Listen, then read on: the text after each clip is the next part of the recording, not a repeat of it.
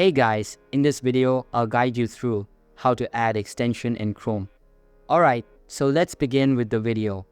First of all, open up Chrome browser on your PC and make sure it is updated to latest version available. Now, click on this dotted icon at the top right of your screen and a menu will open up. In this menu, scroll down and click on Chrome Web Store. It will take you to the Google Chrome Web Store. And you want to make sure that you're selected on the extensions. Now you want to go ahead and search the extension you want to install. So for example, I'm going to install this Stream Cleaner here. Once you're on the install page, all you need to do is click on Add to Chrome. Then click on Add Extension. Now depending on the extension, it may take a few seconds to install itself.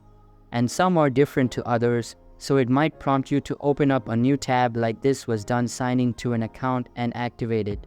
Some of them activate automatically. Now, if you are looking to remove Google Chrome extensions, that's also very easy. All you need to do is click on the three dots in the top right and here go to Extensions and select Manage Extensions. Now it's going to give you a list of extensions that you currently have installed. So you can either disable them or activate them here. Or you can fully remove it by clicking on Remove and then click on Remove again. And that's it.